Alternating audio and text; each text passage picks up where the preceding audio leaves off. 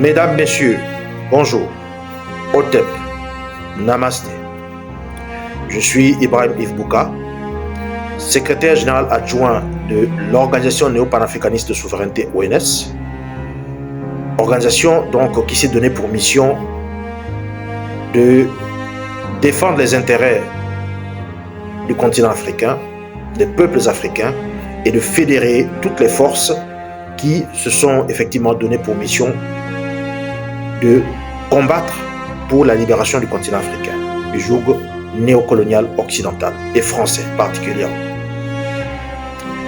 À travers cette petite capsule, je viens vers mes frères africains, mais singulièrement vers les frères de l'archipel du Comore, pour leur adresser ce message en rapport avec la prochaine élection présidentielle que le despote marionnette de la France-Afrique, M. Azali Assoumani, veut organiser pour se maintenir au pouvoir. Nous disons donc non aux élections présidentielles biaisées du 14 janvier 2024 au Comores, non à cette mascarade électorale. Et ce refus par rapport à cette élection est motivé par plusieurs raisons. La première raison, c'est que lorsqu'arrive la période des élections dans un pays sous influence française, le système est simple. On organise les élections et on inverse les résultats si le candidat maintenu ou si le candidat soutenu par la France, est perdant. Et ce scénario s'est passé dans plusieurs pays, que ce soit au Gabon, que ce soit au Sénégal, que ce soit en Mauritanie, que ce soit au Togo ou même en Côte d'Ivoire. Cela s'est vérifié.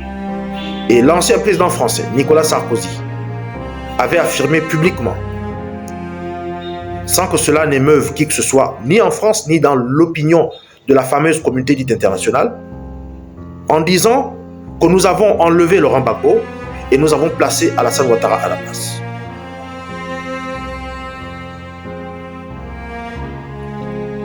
Conclusion, il est donc impossible dans ces pays sous influence française d'organiser des élections pour espérer une alternance au sommet de l'État.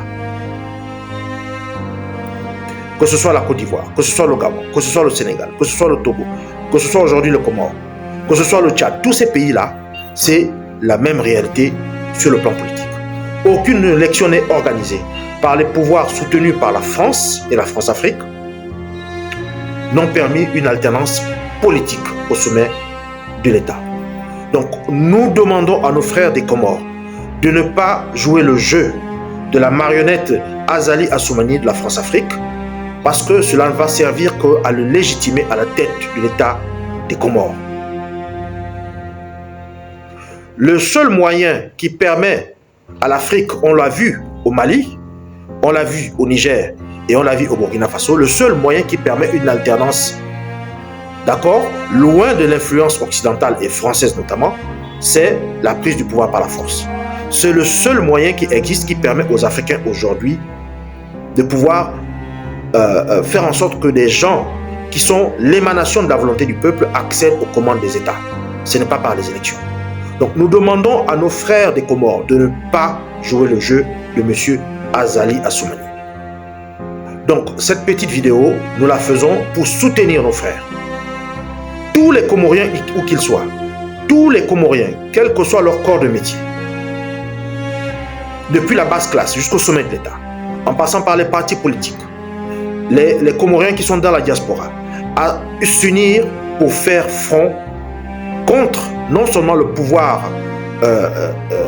imposteur de M. Azali Assoumani, mais également pour faire en sorte que leur pays se libère du joug néocolonial de la France. Tous les peuples africains vous regardent, tous les peuples africains qui sont épris de la souveraineté du continent africain sont avec vous. Pour terminer, je vais donc appeler le peuple comorien à s'unir comme un seul homme derrière le gouvernement de transition qui existe et qui se trouve en exil pour garantir une alternance au sommet de l'État comorien sans violence et sans heurts, pour garantir la réforme en profondeur des institutions comoriennes et de tout le système démocratique et politique des Comores. Je vous remercie.